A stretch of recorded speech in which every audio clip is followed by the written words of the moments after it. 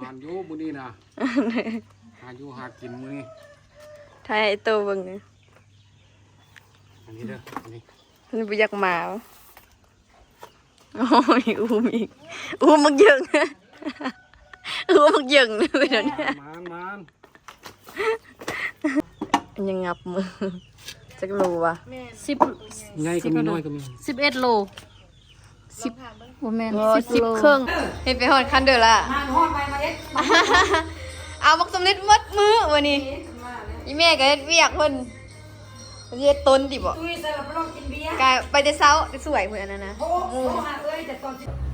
บุญบานอยู่บ้านขวัญเลยนะบ้านขวัญน้อยเลยนะบ้านใกล้ขวัญซิ่งจากโลซิ่งอะไรบ้างซิ่ง10 โลมุก8 โล7เอาไปค่อยหมอง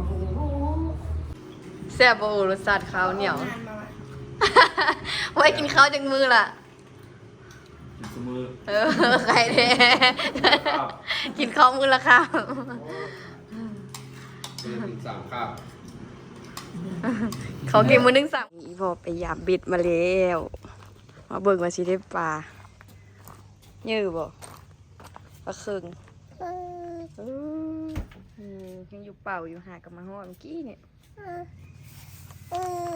แดดฮ้อนเนาะวันนี้แดดฮ้อนขนาดนี้เห็นไหมบรรยากาศวันนี้แดดโคตรแห้งเลย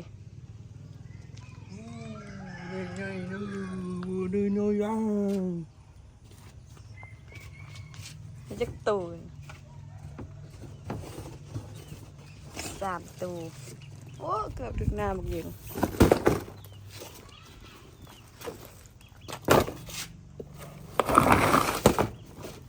ปนินบ่ได้นะ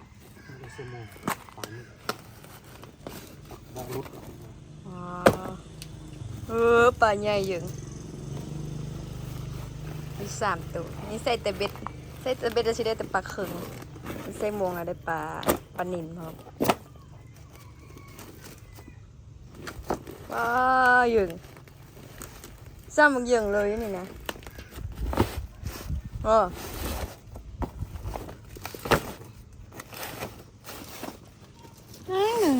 หัวน้ำบึงเฮ้ยไง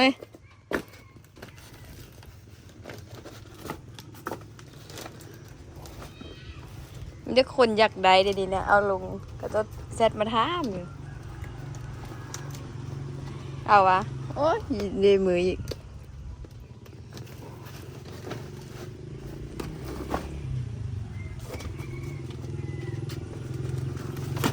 มาถามเวียงเพิ่นสิเอาเอ็ดบุญบานเนาะลวกจำแจ่วว้าตัวนั้นเยอะกว่าหมูเลยในยังบ่หันนั้นเด้อยังหายใจตายนี่นะบ่ได้ใส่ทางบ่ตายเกือบไรมันว่าสายเกือบขาด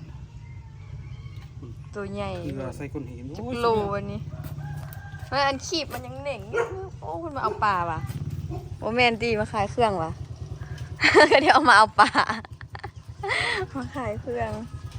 ไม่เอียงสลี15,000สลีเฮายังวันนี้เป็นนี่ขาวแต่บักเยิงลืมเด้นี่ซื้อมือนั้น2 กองยังพันได้เฮ็ดกินซะลืมเด้ยังอยู่กันเอ็ดชอบเป็นอย่างมาเบิ่งปลาตัวเยอะอ่ะก็เดียวว่าตัวน้อยตัวนี้เยอะกว่าหมู่มีแต่ตัวนี้บนเหล่งตัว2 ตัวนั่นเองปลาสลามแม่ว่าคือปลาสลามตามก็ได้ไปเลยนะโอ้ยังเหน่งอยู่ดิยังตะงาบแม่อุ้มเฮาสิทายเมย์ว่าสิเอาเมย์ว่ากิโลนี่107ก็จะกระสิเอานะเอาเมย์น้ำเขาว่าซั่นโอ้ยหักนั่นนี่ว้าตัวนี้เยอะกว่าหมู่เอานั่งลงยิงย้อนเห็นตัวนึงวันนี้โอ้ยหนักเด้อดีเด้อยังไม่พอข้ามเอวเฮ้ยบางอย่างดูบางอย่างดูประตูจะได้ตัวนึง เอาบางอย่างไปอุ้มด้วยนะซ้ำกันเลย โอ้ยในเด้อกูตักแดดลูกตักแดด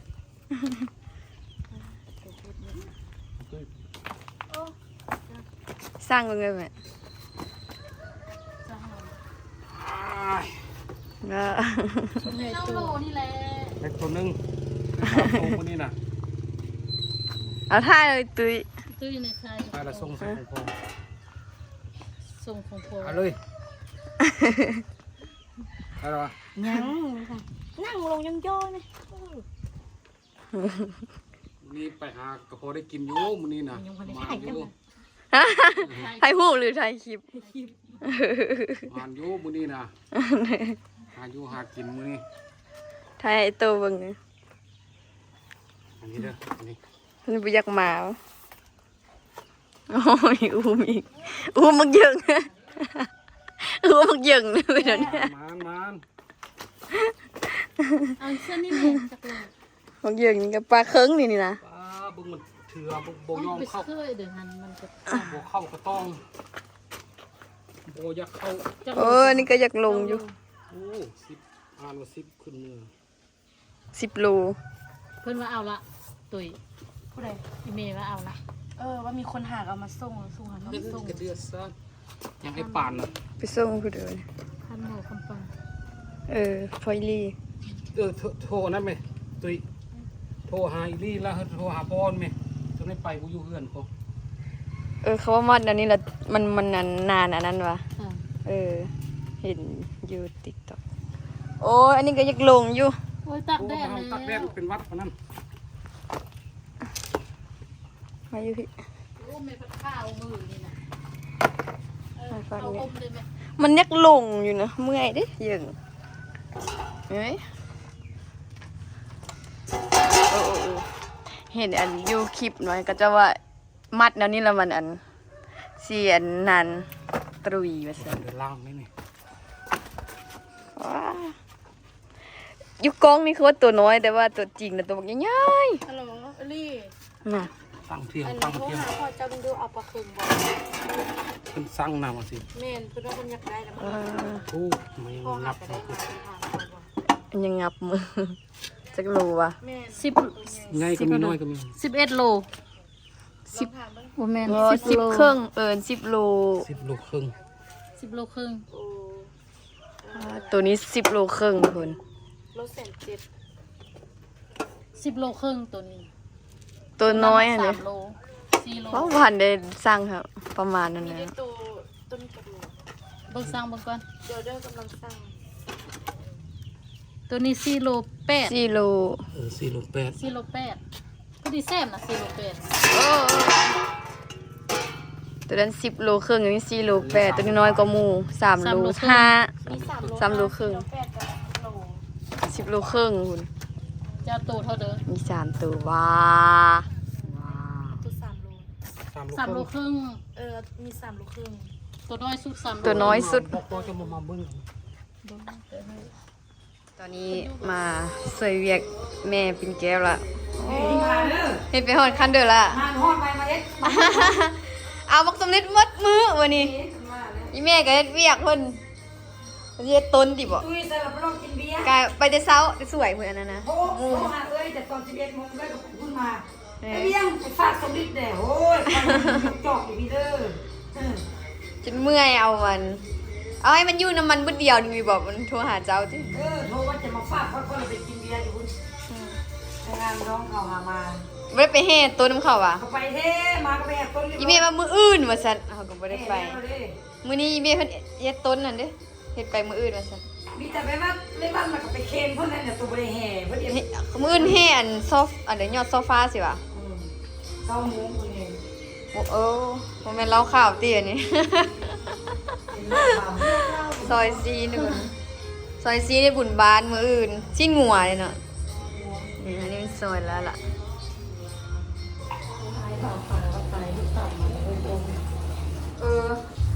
ว่าเป็นพญาติ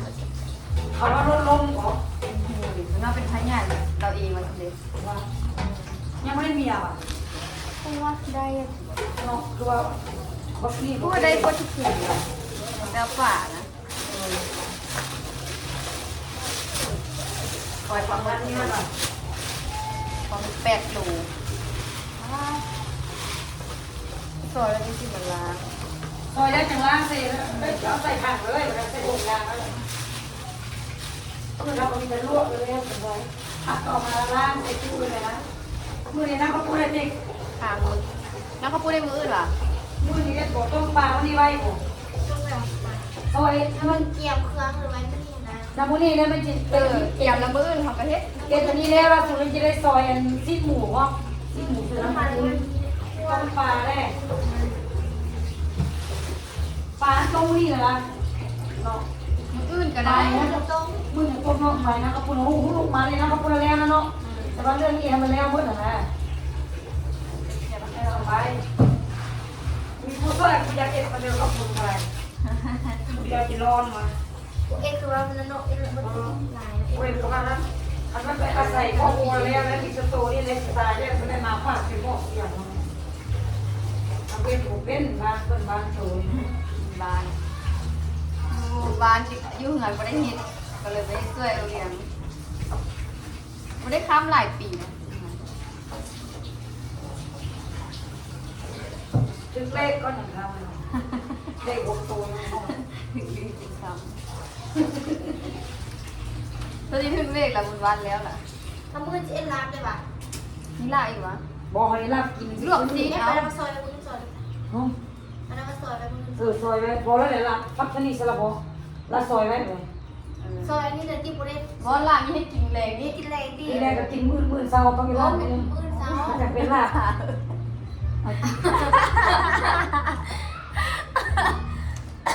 เอ็นมือเช้าเนาะ อันที่นี่มันซอยลวกแต่ว่าล่ะมันให้กินแรงกันว่ะ อันนี้อันซอยไปมือ เวลาจะเจ็ดลาบ บอกลาบเอาไว้ แล้ว มื้อนี้ ซ ลา อบ ยในเอ็นลาม เออ กิน มื้อ ข้าว ละ เช้า อีก ลาบข้าวมื้อพอจากลาบจากนั้นเขาอีกมื้อนี้ซอยฝากไปรถลูกฝากไปนั่นมาซื้อแต่เอาเองมื้อไหนได้กินมื้อไหน พอดีเลยเนาะพอดีได้ลูกไผ่มาช่วยอีกโม่ไปซื้อน อนคนนอนนั้นคนนอนกลางเวรนี่ยอมเลย กลางเว้นกลางคืน กลางคืนมันจะใส่อย่างนี้ยอมนอนนอนรอยาวนี่งับเลย ทางมันอันแซ่บเลยมันนุ่มๆมันนวดมันยาก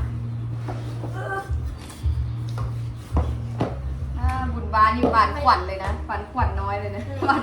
กายขวัญเอาสิ ซิ่งจากโล เรียนอะไรบ้าง ซิ่ง10 โลมุก8 โล เจ็ดเอาไปเครื่องหมองดู ประมาณ7-8 โลชิ้นชิ้นหมูมันใช้น้ำขับปูนอีกเนาะเห็นน้ำขับปูนจาก20,000 20,000 มือหนึ่งพอแล้ว ปูน10,000ไปได้ข้าวต้มแต่ว่าอันบางเหือก็จะไปข้าวต้มนะ งานนี้พอได้ข้าวต้มนี่ เรายังไปโอ้ยสามีกันยังชิบทานแล้ว ร้อนแล้วฮะ ตอนสามีมาเบียงเนาะ จะกินฟัก เยอะพูดว่าลวกมายังมันหุ่นเลยเยอะพูดว่า อีเดอร์หัวหน้าเคยกินนะเรานะเอ้ย มันก็ลวกซ้ำเพราะว่าลวกมาแล้วยามันหด โคตรก็ เนาะเอ็ดตอนเอาเยอะเลยนึง เท่านั้นแหละพอดีแล้วก็ลูกสมัครเลยน้อยหลายก็ดูเห็น น้อยแล้วเขาลวกมาแล้วมันหดเอ๊ะสิตำเมียนปั้นบ่เบียร์คือเจียวซีฟู้ดเลยมีเครื่องปั้นบ่ ปั่นได้บ่นะปั่นได้ที่ตัวน้อยถึงว่าได้อยู่ เฮ็ดหลายต้องปั้นเพราะมันตำนี่เก็บไข่ตำไปได้ ปั่นเจียว เจียวซีฟู้ดจะซื้อสำเร็จว่ะนั่นคือแซ่บ เอ๊ะซื้ออัน ซื้อละ ตัวเฮาอันบ่ซื้อตัวเจียวเฮามาจุ่มมานะเอาจุ่มเมื่อคืนนี้นะโลนึงมัน เจียวเอ็นกี้เอาเจียวนี่ได้จุ่มมานี่ได้เจียวส้มดี เจียวส้มมะนาวซื้อมาแล้วเจียวส้มมาเลยมันเป็นก็มีนะ นี่ว่าอันใช้เครื่องปั้นตอนนี้เครื่องปั้นแล้วปั้นเดียวเลยก็มีก็ได้ตามเอา ไม่ได้ตัว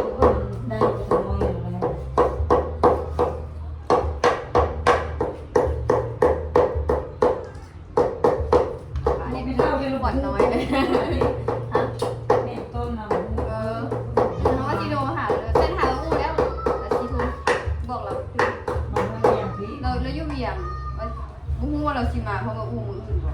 มาจุ่มไปมา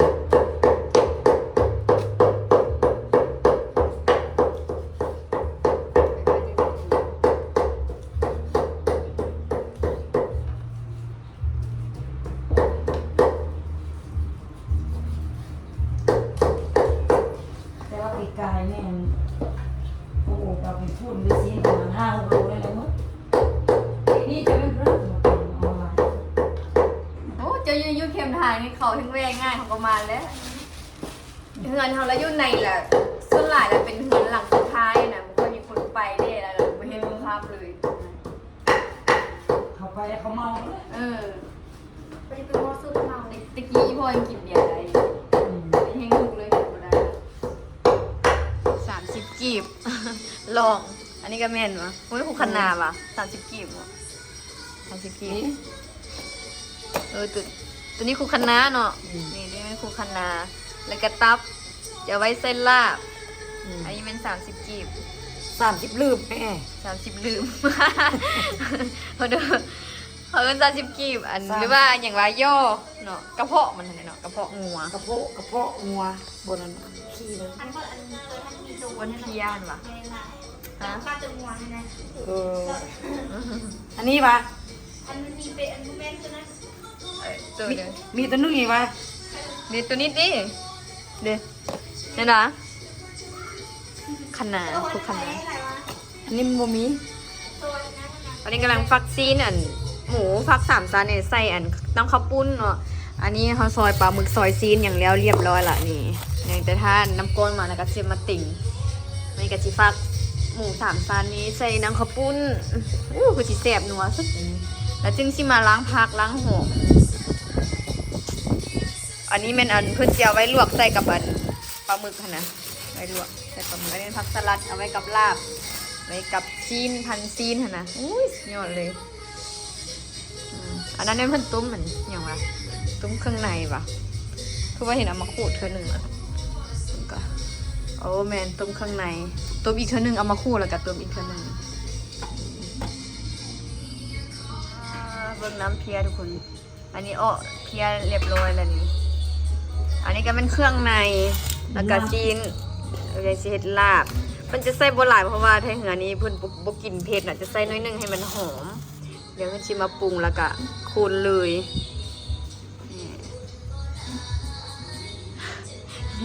ยังหลายอย่างอยู่ไอ้เช็ดกินข้าวแรงอยู่เลยชิมอันนี้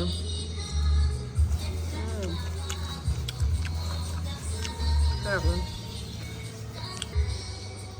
มาตองเพีย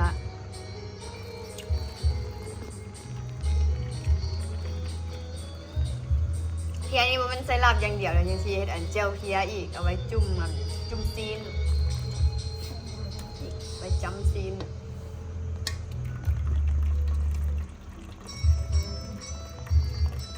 น้ำเชียหอมของแซ่บ ๆขี้งัวอ่อน บ่มีนี่ก็เป็นของแซ่บอยู่เลย ไม่ได้ปวดน้ำว่ะตัวหลาย บ่ซื้อหลายเด้ซื้อ2 โลซื้อ2 โล ๆเป็น2 โลพี่อันนี้เขาขายเป็นถุงเนาะขายเป็นโล โลเขาก็ขาย 3,000เนาะ โล30 30 บาท เขาซื้อเป็นถุง10,000นิดหน่อยนึงก็ แกงเทียเบียง เฮ้ยมันง่ายมือเล ลวย กปลาหมึกกับแจวซีฟู้ดอันนี้เป็นลาบเด้อฝีมือเจเวียงเฮ็ด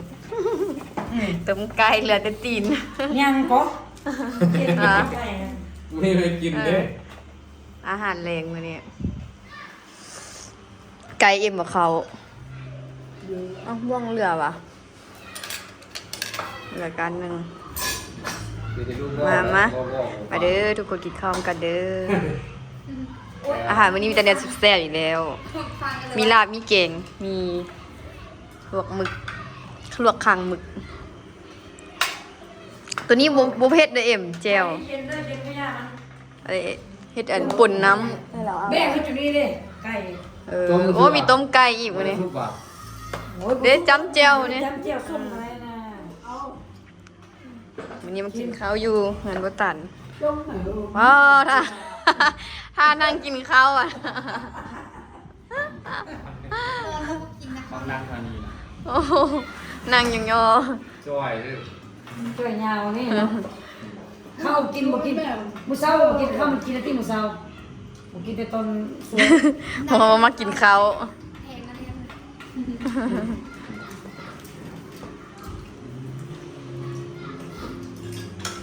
ว่า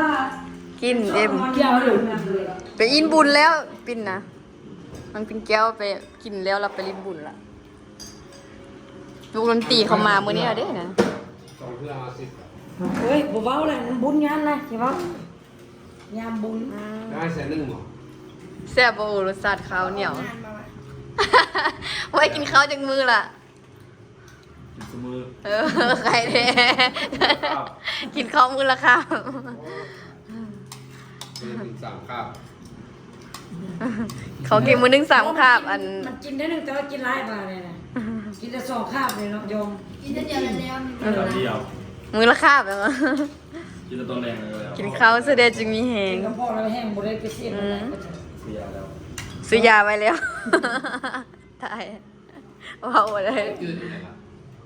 จางเนาะอันเกลือหรือว่าอัน เอ็มเซ่บนะไอ้กันเลย เอาเกลือมาซะอีกเลย อันนี้เพิ่นมักจืดซิมเมื่อกี้นี่บ่ได้ซิมอ่ะ แล้วไม่ได้เอาเกลือมาสิเลย เราจืดอ่ะ เกลือกับเป็นนัวมานึง เอ็มแซ่บบ่เอ็มแซ่บแซ่บแด้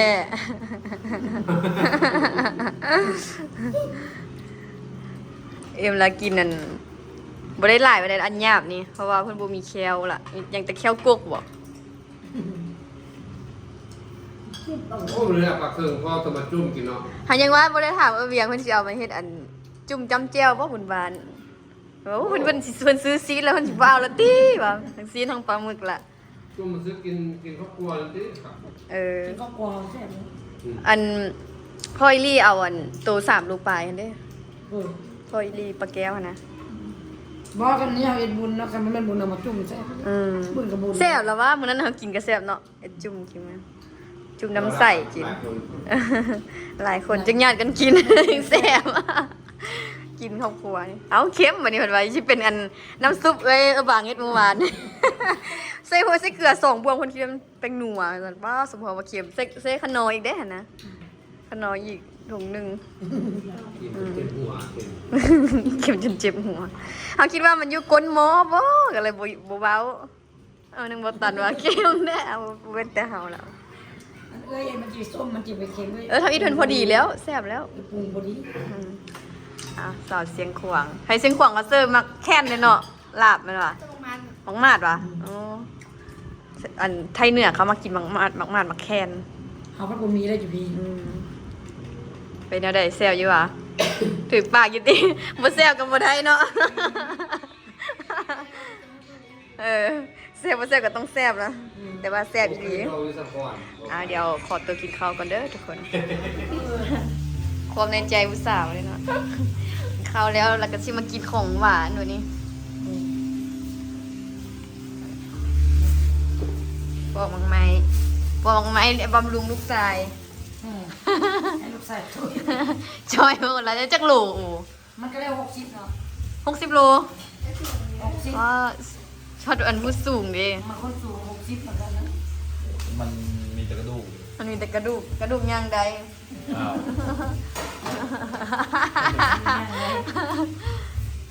นี่มื้อนี้เฮาสิมากินแกะกระเทียมกับอันหอมบัว ไว้เฮ็ดน้ำข้าวปุ้นมื้ออื่นเนาะแกะนี่นะกะเลวส่วนผักมี4ซอมนี่แม่นหั่นเป็นมื้ออื่นแล้วก็น้ำข้าวปุ้นแม่นมื้ออื่น เอาน้ำร้อนเนาะ เพราะว่าตู้เย็นมันเต็มมันบ่มีบ่อนไว้แล้วนะ น้ำเย็น ก็เลยว่า ร้อนไป เป็นมื้ออื่นซะลองมองอันตั้งกล้องก่อนบัดนี้ มื้อเดียวสององตั้งกล้อง เช้าพักเท่าไหร่อยู่ไหน อัน ไก่ให้ไก่มา เรา อยู่คนเรา เราอยู่เตียงหัว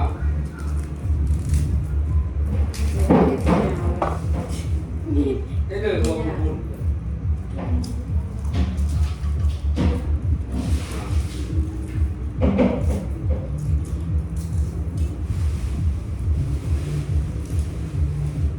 ไปแล้ว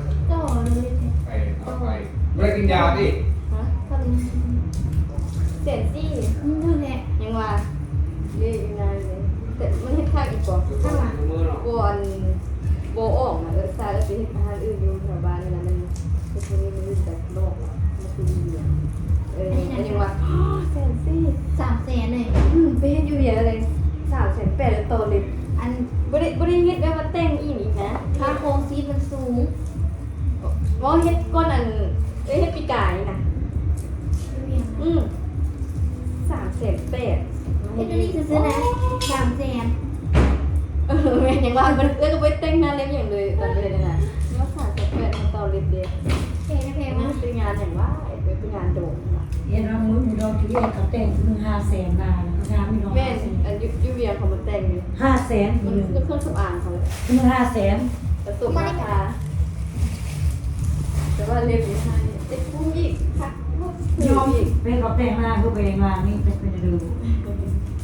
มันมั่นใจนะ แพงอีกอย่าง แต่งเองเพราะว่าอะไร นี่เป็นอย่างแพง มึงไม่เขาแต่งเพื่อน เครื่องสำอางคู่กับแต่ง มึง เอง ฟัน แพงนี่แพงอีกนะคือแพงตลอดมาเลยว่า เสียนฟันเขาแต่งเนี่ยทำไมวะ บางน้ำแต้งบางน้ำสิได้เกินจังเนาะ แม่เลยเองเนี่ย เฮากับว่าบ่ได้อันอื่นปานนั้นแต่ว่าแต้งในว่าเก่าๆเนี่ยได้ แต่งงานกับแพ้ได้เนาะ โอ้มันเป็นสมมุติว่าผัวมันเนาะเขาแต้งในทำงานบ่เอาเปลี่ยนเนาะ ทันว่า มึงจะมาเขาแต่งออกสร้างดีกัน แต่ง นะ เมื่อมีผู้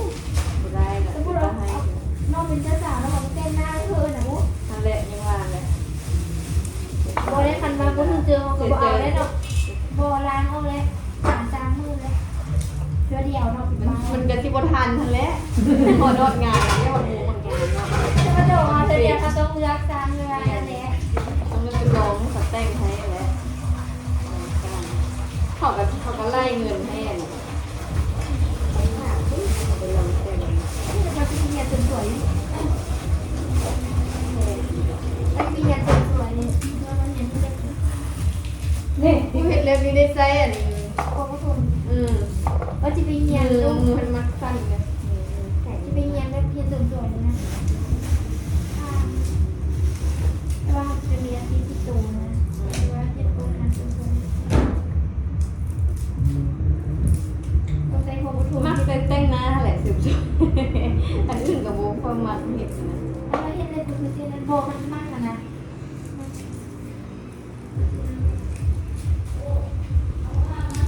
แต่ว่าโต๊ะซ้ำมันจะยากอย่างนี้นะคะที่เจอนะ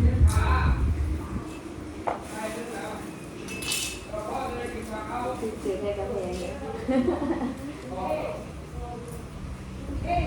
แต่ว่าหน้ามันเองมันไม่ได้ตีเนาะเหมือนกัน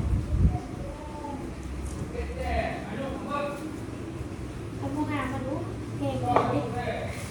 ยูนยูนี่สมัครเขาแบบการสร้างยูเรีย แล้วที่เบียร์มันก็ที่มัน ในบ้านที่แบบมีแต่ว่าผลิตงานน้อยหรือพวก อ๋อที่เบียร์มันประมาณใช่บอก อ่า คือที่เขาตัวเพลงเนาะ เขาก็มีแต่ว่ายูกินข้าวผักอันเดียวเป็นเฮามาที่ต่อไปเลย โบคันยากงานเพราะหนังงานเขาบางทีนะเขาก็ต้องลงทุนได้นึงอะไรเงี้ย เองเลย ดีก้นไปเอาแบบว่าของคือมันนะแต่ว่าพวกงานมันนะเขาตัวเดียวนี่นะ เดือนสี่ เอาคันเอาขวดเดียวทำที่บ้านที่เนี่ย ยูเวียงอะไรอยู่บ้านยูสี่ เลือกที่นะจ๊ะเนาะ ไม่ได้คิดว่าเป็นเลาะแบบแต่งให้แบบแต่งให้เบิ่งหนะแบบคือใจเฮาของเขาพอลองแต่งชนะให้ดู